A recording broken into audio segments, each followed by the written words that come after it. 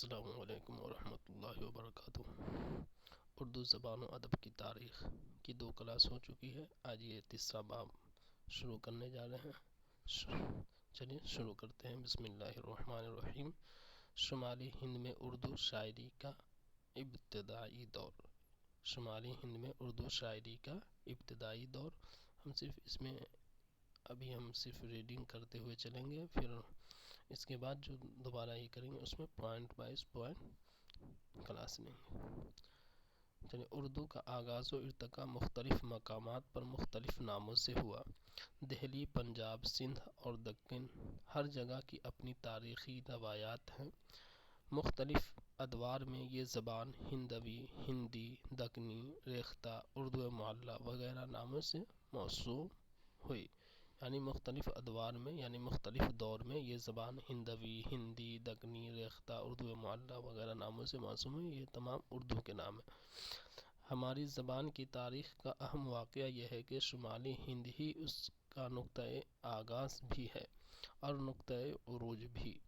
مسعود سعید سلمان سے امیر خسرو تک، ولی سے آرزو تک، مرزا مظہر جان جاں اور شاہ حاتم سے میر و سودا تک، پھر عہد غالب اور داغ دہلوی تک، اردو میں ادب کی تخلیق کا سفر بہت دلچسپ بھی ہے اور اہم بھی۔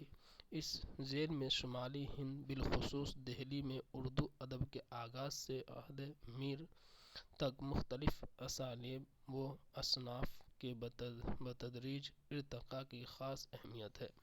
جب مغلیہ سلطنت عروج پر تھی اور فارسی کا بول بالا تھا، فارسی کے بڑے بڑے شاعر دہلی کی رونق میں اضافہ کر رہے تھے۔ پھر وہ دور بھی آیا جب فارسی میں شعر کہنے والوں نے منہ کا مزہ بدلنے کے لیے اردو میں شعر کہنا شروع کیا۔ خان آرزو اور ان کے معاصرین ایسے ہی لوگ تھے۔ پھر وقت بدلا، رفتہ رفتہ اردو میں شعر گوئی کا رواج عام ہوا۔ دہلی میں ولی دکنی کی آمد سے قبل جعفر جیٹلی، عبدالجلیل اٹل اور محمد عطا اللہ عطا وغیرہ کا شمار دہلی کے ان شعراء میں ہوتا ہے جو اردو میں شعر کہتے تھے۔ ان میں جعفر جیٹلی کا نام نمایاں ہے۔ ولی دکنی 1700 میں دہلی آئے۔ دکن میں اردو ترقی کی کئی منزلیں طے کر چکی تھی۔ وہاں اردو میں شعر کہنا فخر کی بات تھی۔ اسی فخر کے ساتھ ولی نے دہلی میں شعر سنائے اور داد و سول کی۔ ان کی آمد اور ان کے اشعار نے دہلی والوں کو احساس دلایا کہ اس عوامی زبان میں بھی اچھے شعر کہے جا سکتے ہیں۔ امیر خسرو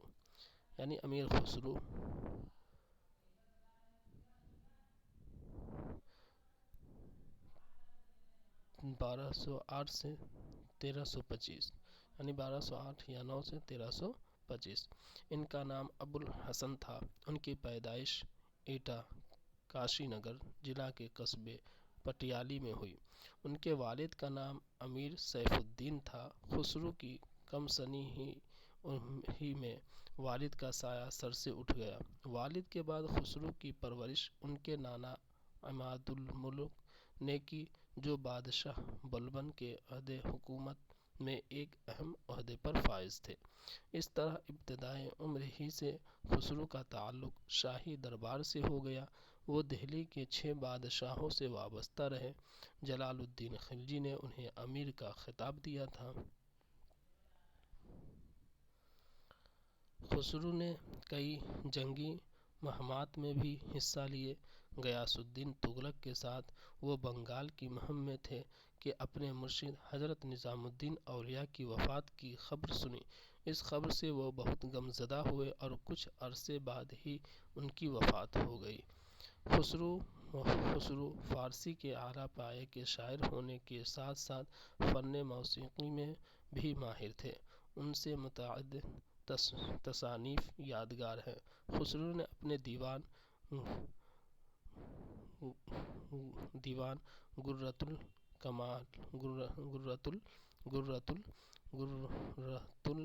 کمال کے دیباچے میں اطلاع دی ہے کہ عربی اور فارسی کے علاوہ ان کا ایک دیوان ہندوی یعنی قدیم اردو میں بھی تھا۔ یہ دیوان اب ناپید ہے۔ ہندوی کلام کے نام پر خسرو سے بہت سی پہیلیاں، انمل، فقرے، دو صحنیں اور ڈھکوسلے وغیرہ بھی منسوب کیے جاتے ہیں۔ وہ قوالی کے موجد تھے۔ افضل نارنولوی 1625 یا 26۔ عام طور پر ان کا نام افضل، تخلص افضل اور وطن پانی پت بتایا جاتا ہے، لیکن ڈاکٹر عبدالغفار شکیل کی تحقیق سے اب یہ ثابت ہو چکا ہے کہ ان کا اصل نام گوپال، تخلص افضل اور وطن نارنول، ضلع مہندر گڑھ، ہریانہ تھا۔ ان کی ولادت کا زمانہ متعین نہیں۔ سال وفات شرح فارسی کے ایک تذکرے میں 1035 ہجری یعنی 1625 یا 26 عیسوی بتایا گیا ہے۔ اردو اور فارسی کے خوش گو شاعر تھے۔ ان کا پیشہ معلمی تھا اور شاگردوں کی تعداد کافی تھی۔ یہ بھی کہا جاتا ہے کہ افضل نے ایک مندر میں رہائش اختیار کر لی تھی اور وہیں ہندوستانی علوم پر بھی عبور حاصل کیا۔ بارہ ماسہ شاعری کی ایک قدیم صنف ہے جس میں معشوقہ اپنے عاشق سے جدائی کا حال مہینوں اور موسموں کی مناسبت سے بیان کرتی ہے۔ افضل نے ابتدائی اردو میں ایک بارہ ماسہ بگٹ کہانی کے نام سے لکھا جسے بڑی مقبولیت حاصل ہوئی۔ بگٹ کے معنی کٹھن ہوتے ہیں، جس کی مناسبت سے عشق میں جدائی کے کٹھن حالات کا ذکر بارہ ماسے میں کیا جاتا ہے۔ بگٹ کہانی کھڑی بولی اور برج بھاشا سے متاثر ہے۔ جیٹلی 1659 سے 1713 ان کا نام مرزا محمد جعفر تھا۔ ہجو گوئی کی وجہ سے جعفر جیٹلی کہلاتے تھے۔ وطن نارنول تھا۔ اپنے زمانے کے مروجہ علوم و فنون سے خوب واقف تھے۔ شاعری میں اٹل نارنولوی کے شاگرد تھے۔ وہ دکن میں اورنگزیب کے بیٹے شہزادہ کام بخش کے سواروں میں شامل تھے۔ بعد میں انہوں نے یہ ملازمت چھوڑ دی تھی۔ فخر شیر جب تخت سلطنت پر بیٹھا تو انہوں نے اس کے سکے کے لیے ایک ہجوم شیر کہا۔ اس جرم پر فخر شیر نے انہیں قتل کرا دیا۔ جعفر جیٹلی بڑے تیز مزاج اور حاضر جواب تھے اور انہوں نے احتجاجی شاعری بھی کی ہے۔ اسی لیے اپنی ہجویات میں وہ فقر پن اور گالیوں پر اتر آتے تھے۔ انہوں نے اپنی شاعری میں عام طور پر اخلاقی اقدار اور ان کے زوال کو موضوع بنایا ہے۔ اس سلسلے میں انہوں نے بے شمار نئے الفاظ اور ترکیبیں وضع کی ہیں۔ چند اشعار دیکھیے۔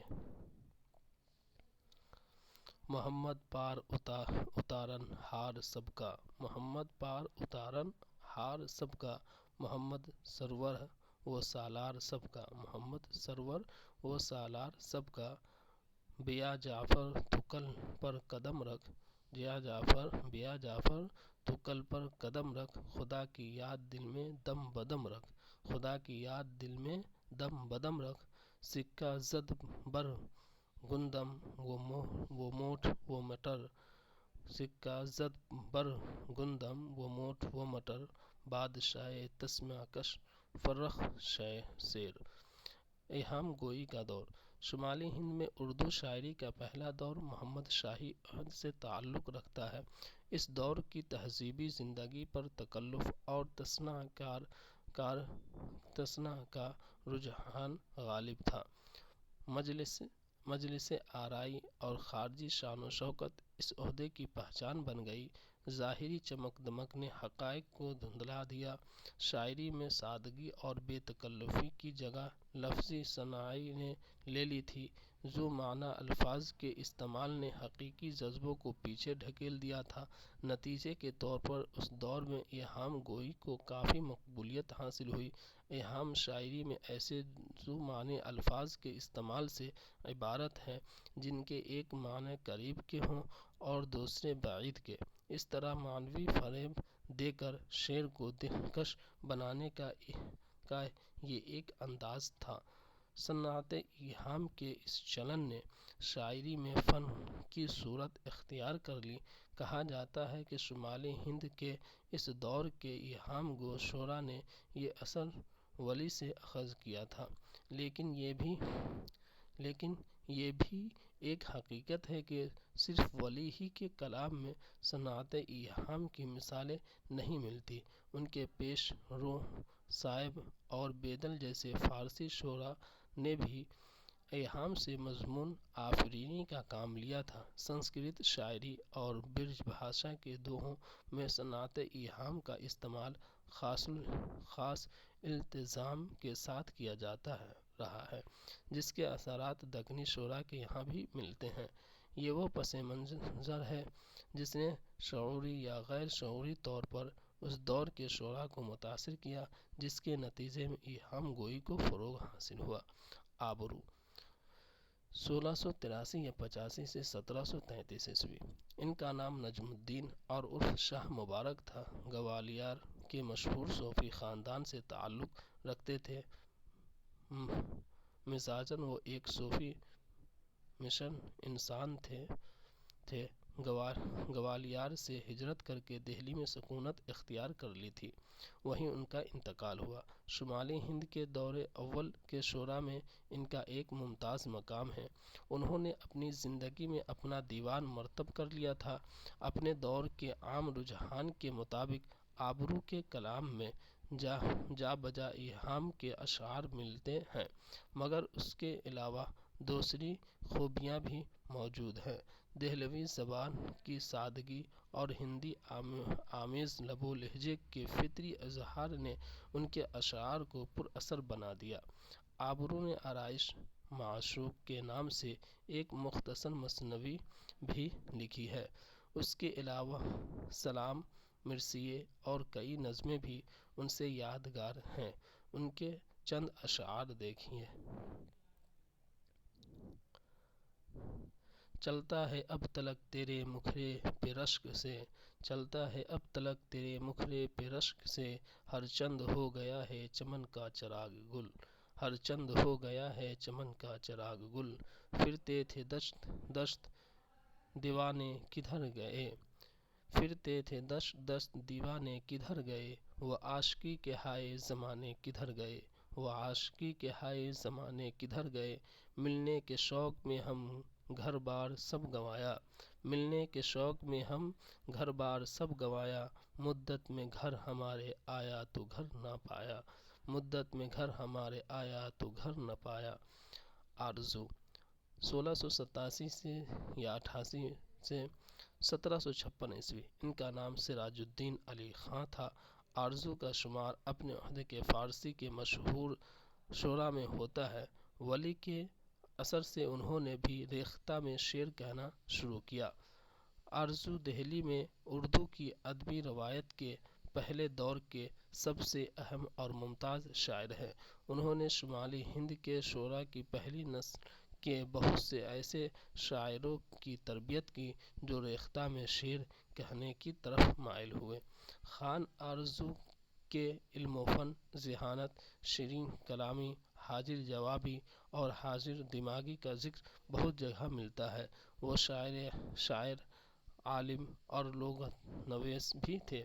فارسی زبان میں سراج اللغہ اور نوادر الالفاظ ان کی مشہور لغات ہیں۔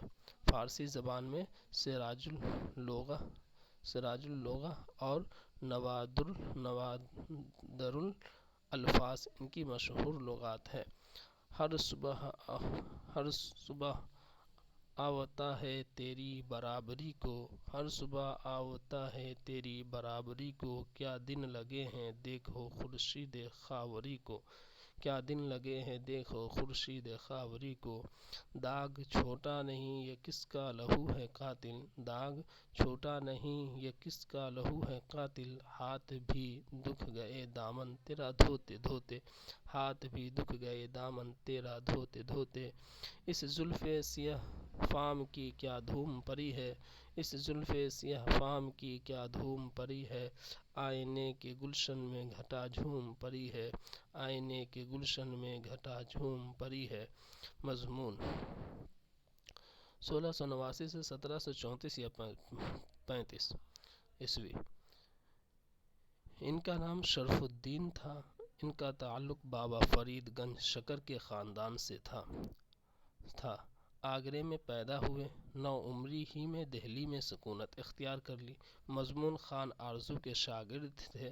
ان کے دانت وقت سے پہلے گر گئے تھے، اسی بنا پر ان کا منہ پھوپھلا ہو گیا تھا، اس لیے خان آرزو انہیں شاعر بے دانہ کہا کرتے تھے۔ وہ کم گو شاعر تھے۔ ان کے کلام میں ایہام کے باوجود شگفتگی اور بے ساختگی پائی جاتی تھی۔ کرے ہے دار بھی کامل کو سرتاج، کرے ہے دار بھی کامل کو سرتاج، ہوا منصور سے نکتہ یہ حل آج، ہوا منصور سے نکتہ یہ حل آج، درد دل سے جس طرح بیمار اٹھتا ہے گراہ، درد دل سے جس طرح بیمار اٹھتا ہے گراہ، اس طرح ایک شعر مضمون بھی کہے ہے گاہ گاہ، اس طرح ایک شعر مضمون بھی کہے ہے گاہ گاہ، چلا کشتی میں آگے سے جو وہ محبوب جاتا ہے، چلا کشتی میں آگے سے جو وہ محبوب جاتا ہے، کبھی آنکھیں بھر آتی ہے کبھی جی ڈوب جاتا ہے، کبھی آنکھیں بھر آتی ہیں کبھی جی ڈوب جاتا ہے۔ شاکر ناجی 1690 سے 1747 عیسوی۔ ان کا نام محمد شاکر ناجی تھا۔ وہ دہلی میں پیدا ہوئے، پیشہ سپاہ گیری تھا۔ کلام میں صنائع بدائع کی کثرت ہے۔ اس دور کے دیگر شعراء کی طرح ایہام گوئی شاکر ناجی کے کلام کی بھی نمایاں ترین خصوصیت ہے۔ غزل کے علاوہ رباعی، قصیدہ، مرثیہ، قطعات وغیرہ میں بھی انہوں نے طبع آزمائی کی ہے۔ غزل کی حیت کے علاوہ مربع کی حیت میں بھی مرثیے لکھے ہیں۔ ریختہ ناجی کا ہے محکم اساس، ریختہ ناجی کا ہے محکم اساس، بات میری بانی ایہام ہے، بات میری بانی ایہام ہے۔ تجھ کو کیوں کر جدا کروں اے جاں، تجھ کو کیوں کر جدا کروں اے جاں، زندگانی بہت ہے پیاری ہے، زندگانی بہت ہی پیاری ہے، خیال چھوڑ کے دنیا ہے خواب کی مانند، خیال چھوڑ کے دنیا ہے خواب کی مانند، تمام خوبی ہے اس کے شراب کی مانند، تمام خوبی ہے اس کی شراب کی مانند۔ فائز دہلوی 1690 یا 91 سے 1738 عیسوی۔ ان کا نام نواب صدر الدین محمد خان تھا۔ وہ صاحب علم اور صاحب ثروت تھے۔ ولی سے بہت متاثر تھے اور اکثر انہی کی زمین میں شعر کہتے تھے۔ ان کی شاعری میں حسن و عشق کی واردات کا ذکر ہوا ہے۔ ان کے مطبوعہ دیوان میں صرف 32 غزلیں ہیں، باقی منظومات ہیں۔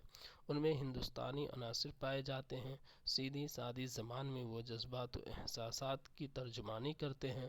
انہوں نے اپنے کلام میں دہلی کا بار بار ذکر کیا ہے اور خود کو دہلوی کہا ہے۔ ایہام ان کے یہاں بہت کم ہے، لیکن صنعتوں کا استعمال فنکارانہ انداز میں کیا ہے۔ فارسی نثر میں بھی ان کی کتابیں ملتی ہیں۔ دیکھ کر تجھ نین کی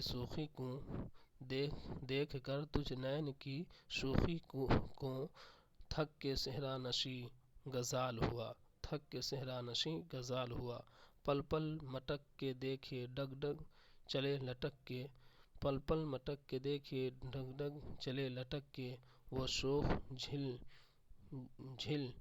جھیلا طناز ہے سراپا، وہ شوخ جھیلا طناز ہے سراپا، گمزہ نگہ تغافل ان کھیا سیاہ و چنچل، गमज़ा निगाह तगाफुल, आँखियाँ सियाह हो चख जल चल, यारब नज़र न लागे अंदाज है सरापा, यारब नज़र न लागे अंदाज है सरापा।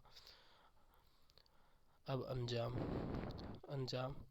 1646 इनका नाम अमीर ख़ान और लक़ब उम्दतुल मलिक था।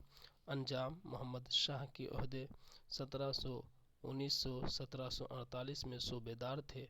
वो बुनियादी तौर पर फ़ारसी के शायर थे, लेकिन उन्हें उर्दू ज़बान पर भी कुदरत हासिल थी। उन्होंने रेख्ती, पहेलियाँ और कहकर मकरनियाँ भी लिखी है। रवानी और बेसाख्ती उनके कलाम का ख़ास वस्फ़ है। नाश मेरी देख के मुत्तकिल में यूँ कहने लगे, नाश मेरी देख के मुत्तकिल में यूँ कहने लगे, कुछ तो ये सूरत नज़र आती है पहचानी हुई, कुछ तो ये सूरत नज़र आती है पहचानी हुई।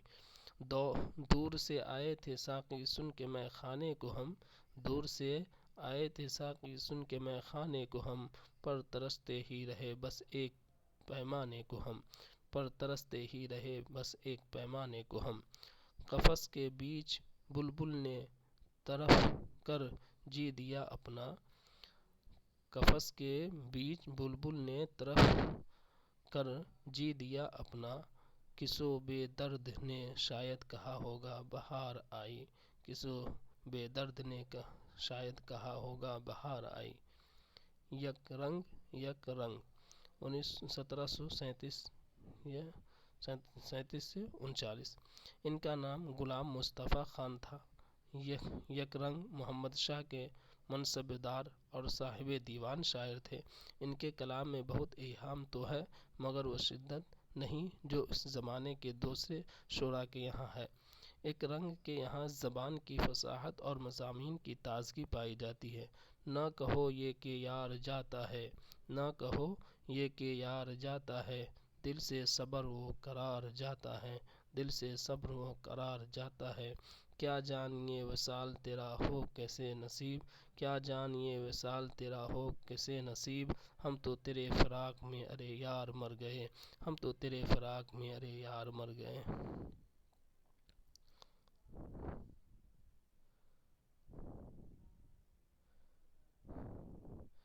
रद्द अमल और इस्लाह ज़बान।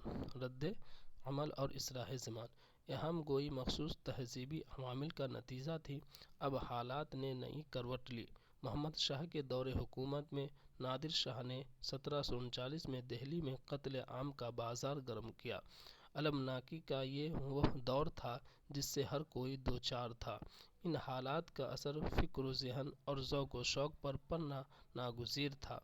चुनांचा इल्हाम का असर ज़ाइल होने लगा और इसके ख़िलाफ़ रद्द अमल शुरू हुआ। लिसानी शऊर में एक नई तब्दीली वाक़ हुई। अदबी रवायत में इस तब्दीली को इस्लाह ज़बान की तहरीक के नाम से जाना जाता है। इसे सादा गोई या ताज़ा गोई की तहरीक भी कहा जाता है। इस तहरीक के असर से उर्दू शायरी में फ़ारसी शायरी के असालीब और तराकीब का चलन बढ़ने लगा। मिर्ज़ा मज़हर जाने जा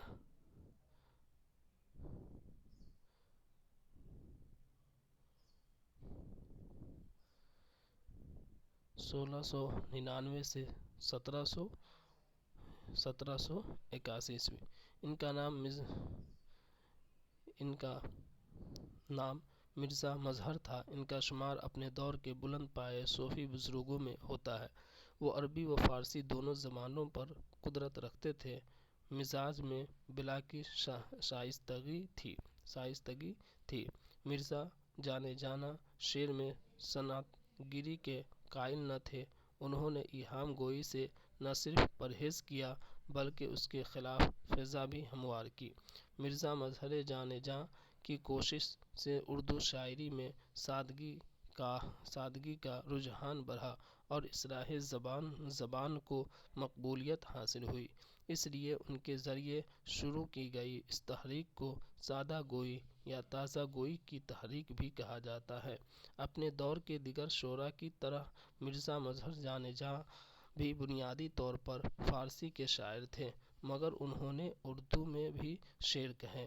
ان کا کوئی دیوان تو نہیں ملتا، البتہ مختلف تذکروں میں ان کا اردو کلام بکھرا ہوا ہے۔ اردو کی ادبی تاریخ میں ان کا نام اردو شاعر سے زیادہ اس دور کی اردو شاعری پر ان کے گہرے اثرات کی وجہ سے خصوصی اہمیت کا حامل ہے۔ چلی اب گل کے ہاتھوں سے لٹا کر کارواں اپنا، چلی اب گل کے ہاتھوں سے لٹا کر کارواں اپنا، نہ چھوڑا ہائے بلبل نے چمن میں کچھ نشاں اپنا، نہ چھوڑا ہائے بلبل نے چمن میں کچھ نشاں اپنا۔ یہ حسرت رہ گئی کس کس مزے سے زندگی کرتے، یہ حسرت رہ گئی کس کس مزے سے زندگی کرتے، اگر ہوتا چمن اپنا گل اپنا باغباں اپنا، اگر ہوتا چمن اپنا گل اپنا باغباں اپنا۔ کون کہتا ہے مر گیا مظہر، کون کہتا ہے مر گیا مظہر، فی الحقیقت میں گھر گیا مظہر، فی الحقیقت میں گھر گیا مظہر۔ حاتم 1699 سے 1783 عیسوی، 1699 سے 1783 عیسوی۔ ان کا نام ظہور الدین اور حاتم تخلص تھا۔ نواب امیر خان انجام کے سرکار میں ملازمت تھے۔ ان کا شمار اپنے عہدے کے اساتذہ میں ہوتا ہے۔ ابتدا میں وہ ایہام گوئی کی طرف مائل تھے، لیکن جب مرزا مظہر جان جاں نے اصلاح زبان کی تحریک شروع کی تو انہوں نے براہ راست اس تحریک کا اثر قبول کیا اور بہت جلد ایہام گوئی سے کنارہ کشی اختیار کر لی۔ انہوں نے از سر نو اپنے کلام کا انتخاب دیوان زادہ 1755 یا 56 کے نام سے کیا اور اپنے پرانے ذہینم دیوان کو مسترد کر دیا۔ غزل کے علاوہ حاتم نے شہر آسوب بھی لکھے ہیں، جس میں ان کے عہد کے سیاسی، معاشرتی و تہذیبی حالات کی مرقع کشی کی گئی ہے۔ انہوں نے واسخت بھی لکھے اور دیگر مروجہ اصناف میں بھی شعر کہے۔ ہجر کی زندگی سے موت بھلی، ہجر کی زندگی سے موت بھلی، کہ جہاں سب کہیں وصال ہوا، کہ جہاں سب کہیں وصال ہوا۔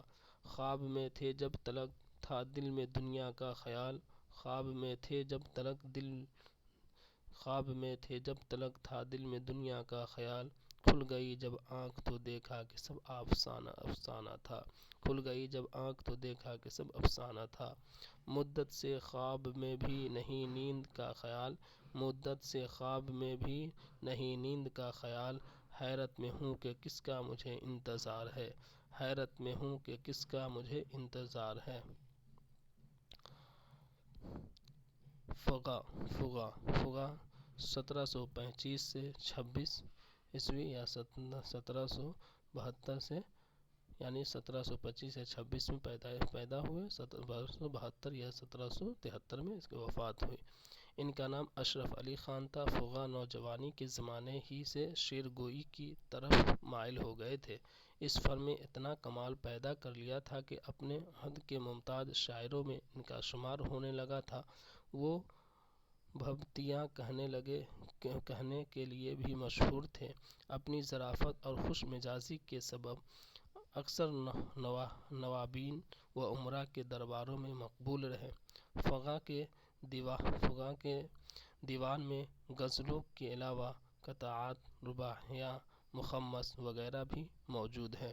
انہوں نے قصیدے، مثنویات اور ہجویات بھی کہی ہیں۔ اپنے معاصر شعراء کے برخلاف ان کی شاعری فارسی سے زیادہ متاثر ہے۔ زبان و بیان کا حسن اور لب و لہجے کی ہمواری فغاں کے کلام کی خاص خوبی ہے۔ کباب ہو گیا آخر کو کچھ برا نہ ہوا، کباب ہو گیا آخر کو کچھ برا نہ ہوا، عجب یہ دل ہے جلا بھی تو بے مزہ نہ ہوا، عجب یہ دل ہے جلا بھی تو بے مزہ نہ ہوا۔ اس کے وصال و ہجر میں یوں ہی گزر گئی، اس کے وصال و ہجر میں یوں ہی گزر گئی، دیکھا تو ہنس دیا جو نہ دیکھا تو رو دیا، دیکھا تو ہنس دیا جو نہ دیکھا تو رو دیا۔ دل بستگی قفس سے یہاں تک ہوئی مجھے، دل بستگی قفس سے یہاں تک ہوئی مجھے، گویا میرا چمن میں کبھی آشیاں نہ تھا، گویا میرا چمن میں کبھی آشیاں نہ تھا۔ بس اتنا ہی، آج یہ تیسرا باب ختم ہو گیا، کل چوتھا باب شروع کریں گے۔ السلام علیکم ورحمۃ اللہ وبرکاتہ۔